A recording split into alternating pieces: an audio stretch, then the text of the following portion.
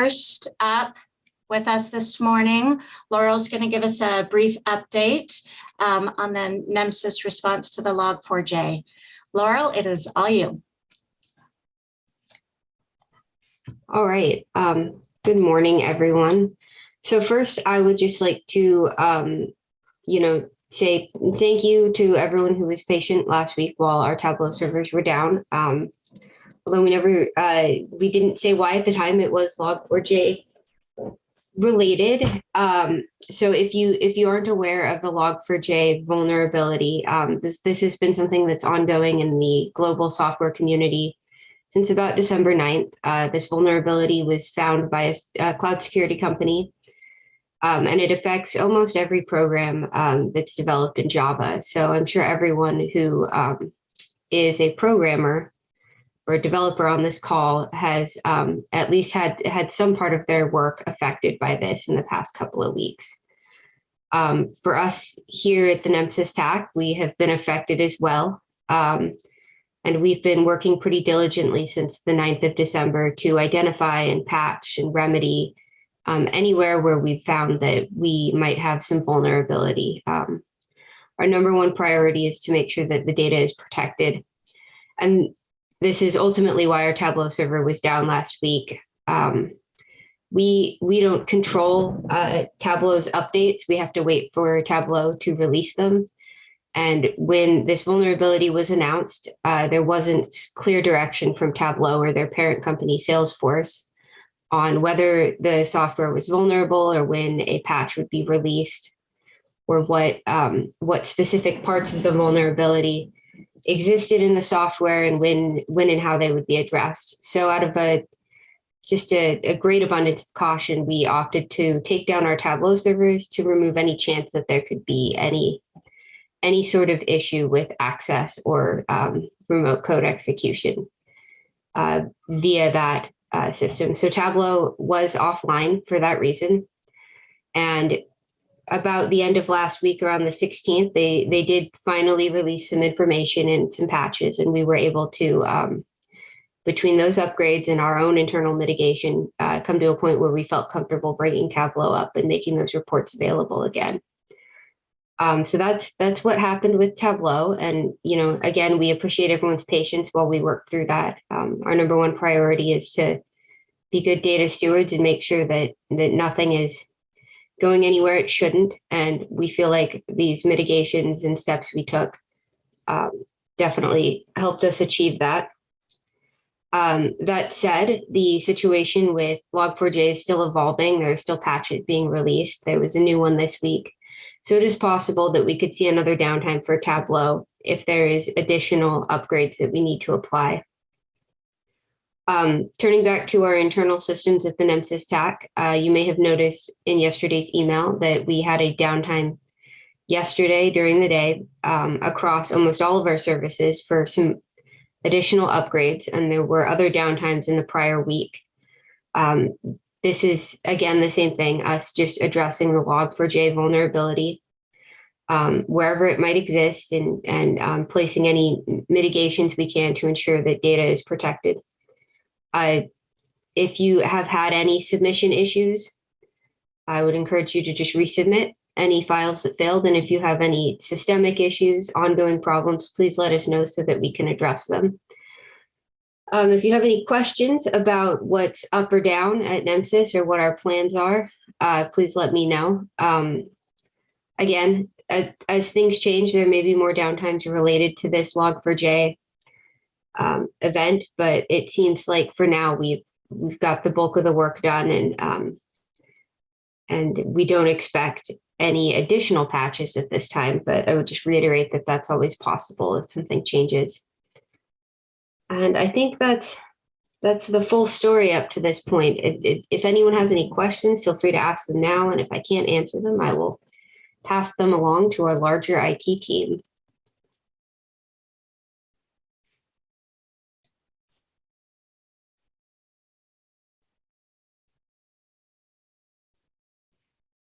All right. I don't know if I waited long enough, but feel free to message me in the chat if you think of something. And hope everyone has a happy holidays. Thank you, Laurel. We appreciate that.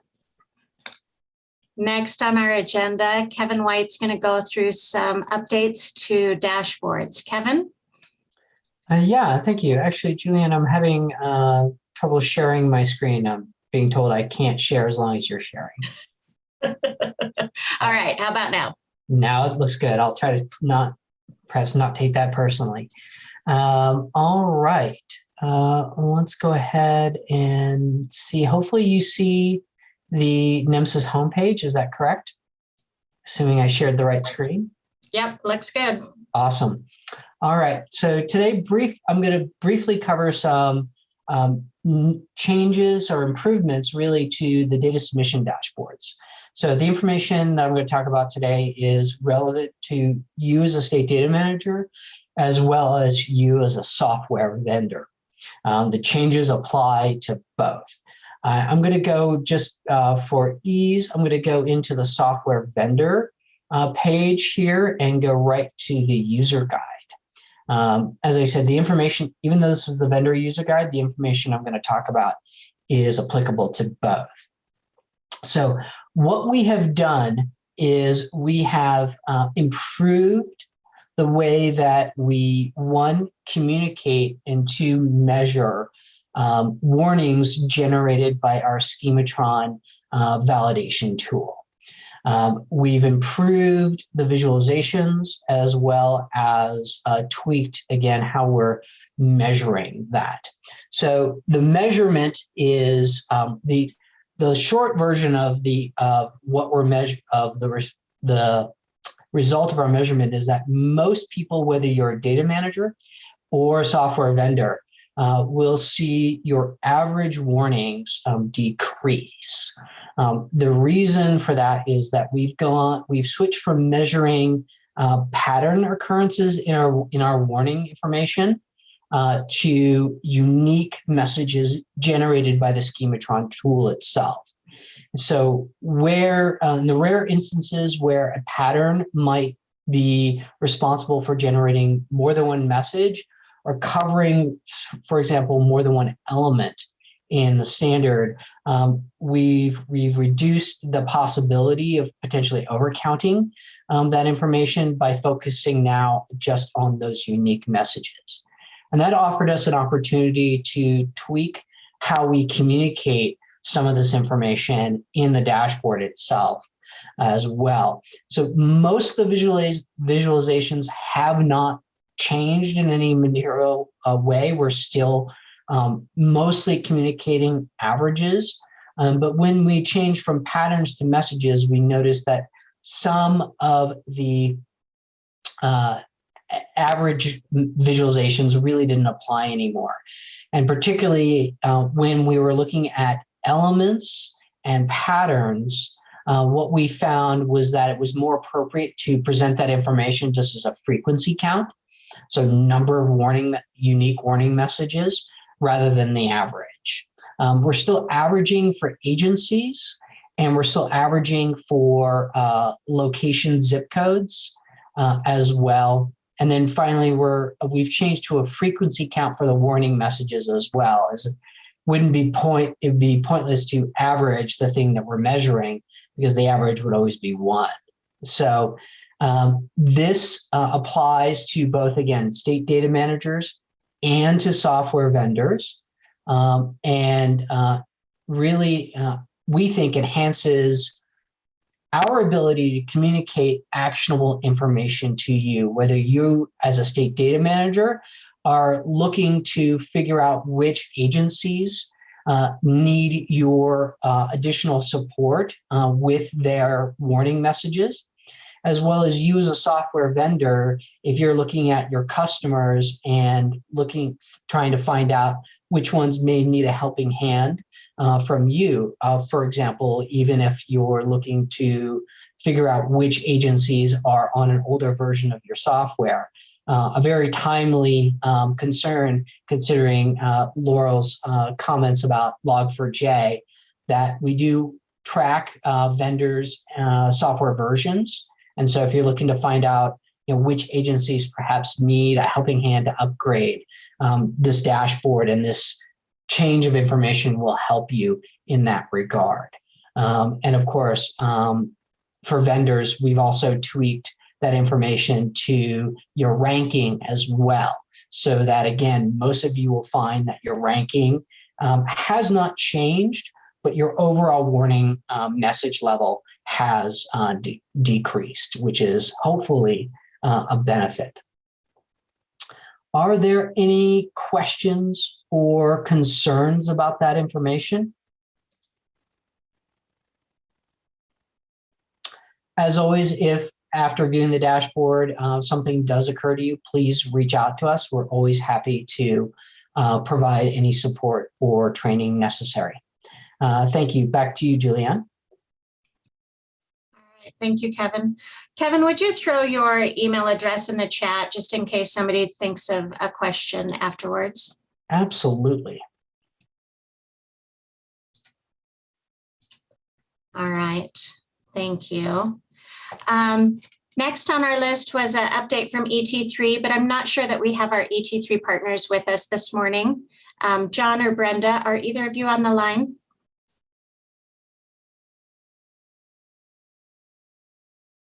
All right, if they join us, then we'll come back to an ET3 update. So next. Hi, Julianne, can you hear me? Yes. Yep, sorry about that. Yeah, That's okay. I was on mute. Yeah. So just a brief update, nothing major. We are looking to support NEMSIS 3.5. We currently have about 3 vendors that are ready to submit us records using the 3.5 standard. The path that we're taking with vendors as well as participants is to open up a testing environment, which will be available starting the first week in February. Unfortunately, we weren't able to get the environment configured for January, but it definitely will be there in February. And we're going to give a 2-month window whereby vendors and participants can submit test records, CMS, and those records could then be simulating what would happen in the production environment. We do have staff also that's available to help if there's any issues that arise. Very similar to what we did about a year and a half ago when we first went live. So I did want to just mention that, and anyone that is looking to take advantage of that particular environment, feel free to reach out to Clay and his team, and we will then be prepared to support them. And again, that's going to be in February. In terms of other updates, we are gearing up for a first quarter support whereby we're going to be reaching out specifically to participants in supporting them in the data that they're submitting to us. And all that means is that we want to provide some ability to not only view that data, but also maybe in a dashboard type setting, provide some information back to the participant about the data that they've submitted to us. And obviously, a lot of that will be around the ET3 goals. So we are going to be looking to support some of the participants in getting some feedback from them as to what they would like to see, but also we would like to make sure that they're getting feedback around the goals that we've set for ET3. So I just wanted to announce that, and that should be something that's available sometime by April. I think it's April timeframe that we have targeted for that. So Julianne, that's pretty much it for me, and I'll just turn it back over to you. Thank you, John. Are there any questions for John?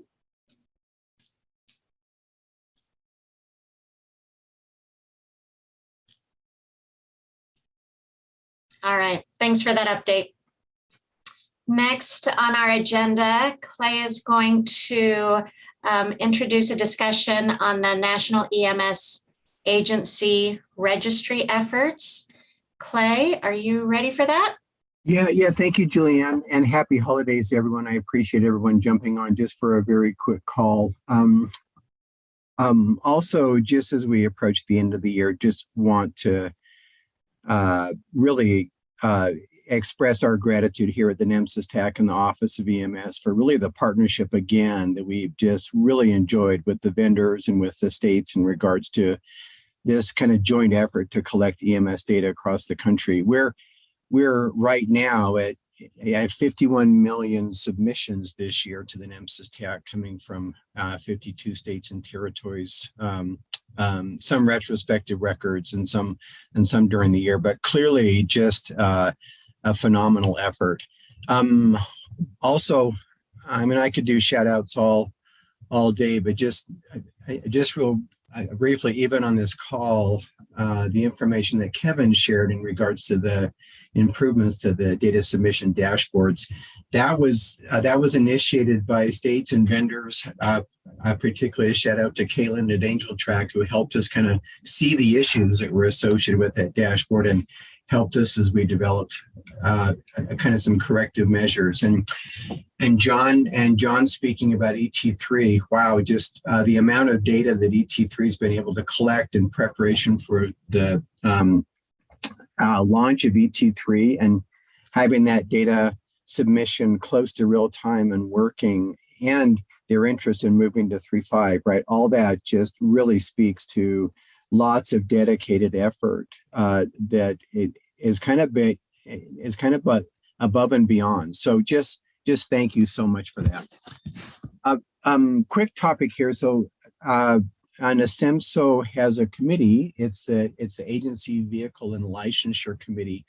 As part of their after action work associated with the ongoing pandemic, they are interested, and NEMSIS and the Office of EMS is interested in trying to develop some type of a national EMS agency registry that provides characteristics of agencies across the country, their location, their contact information, who is employed within each of these agencies, in an effort to better improve our ability to provide federal and state level resources to these agencies. One of the questions that this AVL committee brought to NEMSIS TAC was to ask if we could determine the number of states and which states have licensure software products available.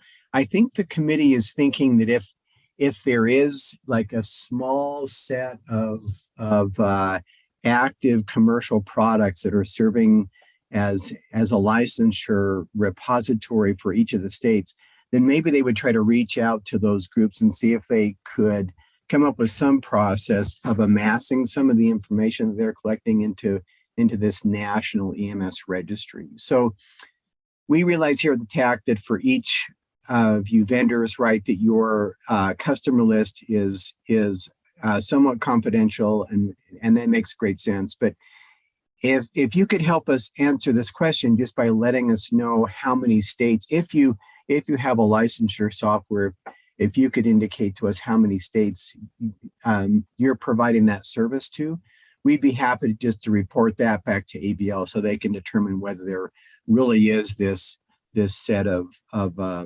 standardized software, or if there's lots of one-offs and homegrowns that are being used within states. So if you'd be willing to share that information, if you have a licensure product, feel free just to send it to me personally in chat or via email, and we'll try to aggregate that data for the AVL committee.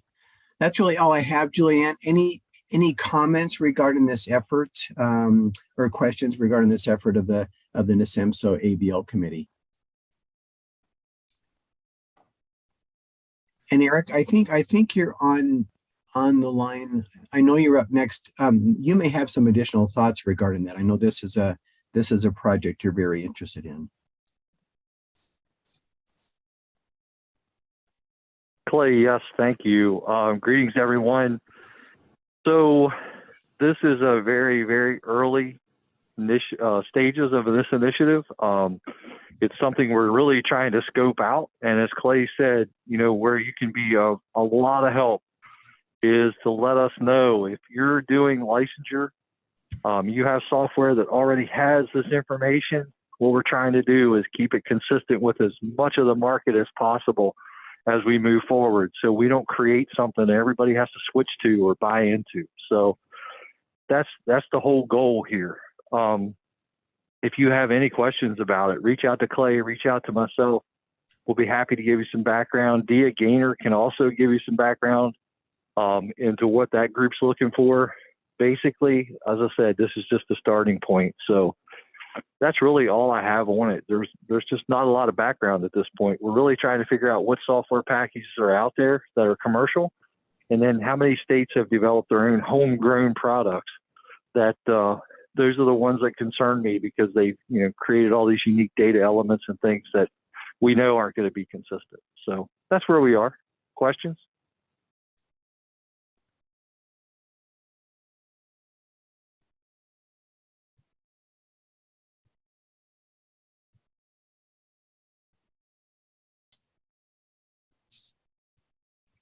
All right, thank you, everyone. Thank you, Eric. Appreciate it. Julianne, back to you. Thanks. Eric, you're next up on our list. If there's any other items from the Office of EMS that you'd like to share. Yeah, just a quick update, and then I apologize, I have to drop off. But so for the year, I guess I looked at my notes because I have a call with the TAC this afternoon of the entire staff, and last year at this time made a whole bunch of notes on things, and I pulled them out, looked at them this year, and wow, I thought last year was going to be unprecedented. This year just seems to be following the same suit. I cannot thank all the vendors on this call enough for the way that you all work together, the way that you're working together on things like custom elements, making sure we get some consistency there, that you work together when we have questions about COVID. You help us out with questions like the one we just asked, and then things with the individual states.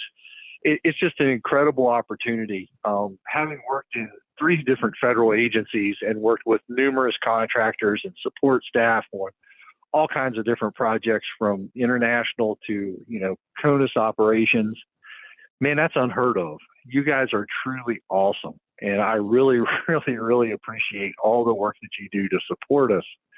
The only thing I have for you today is to remember to take time for yourselves and take time for your families over the holidays.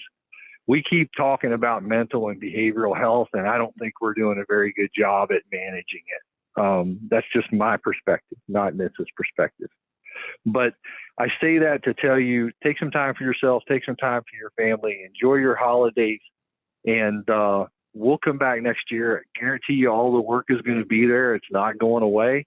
We're going to add more and more in the upcoming year. I can guarantee that.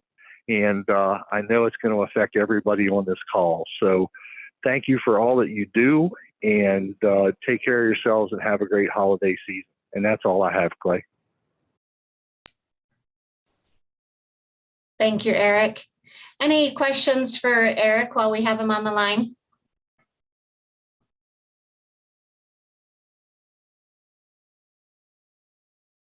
All right. Are there any questions, issues, concerns that anyone would like to bring up during open forum?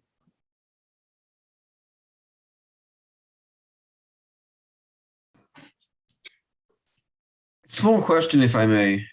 Do we have any updates on a schedule and timelines for the states regarding 3.5? Some have said final quarter of this year or first quarter of next, considering we're at the end of this year already. So us as vendors, so we could plan ahead, since we are dependent on the states. Are there any more definitive timelines besides what's on the NEMSIS site? Great question, Benny. Thanks. What's posted on the NEMSIS site is what's current right now. We have plans to survey the states in January for updated timelines. So we know that some of the states will adjust based on their state level vendors having 3.5 products available. So we anticipate that there will be some, hopefully some more clarity on when states plan to implement 3.5 now that there are more state level products available. So we're doing that in January, and we'll communicate that probably on the last V3 call of January, so that we can update that to the website.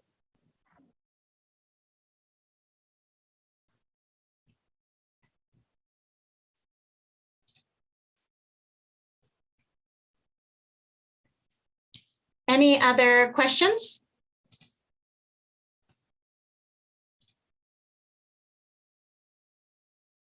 Okay.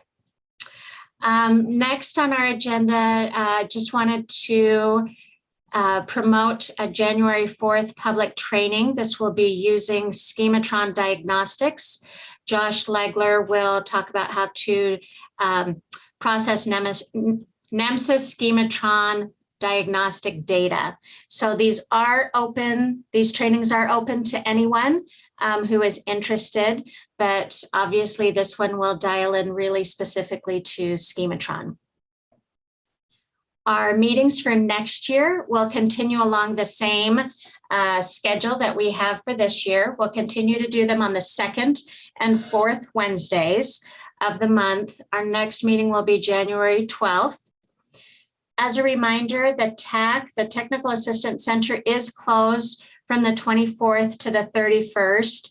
As we are hosted at the University of Utah, they have quite a generous closure policy for the holiday. So if you have any questions or emergencies, there will be several of us that still monitor our emails. So you'll still get responses or they'll be forwarded on to somebody who can respond to you. And we will still be putting out EMS by the numbers and the state resource report. Those will still go out next week as well. Are there any questions or concerns before we wrap up?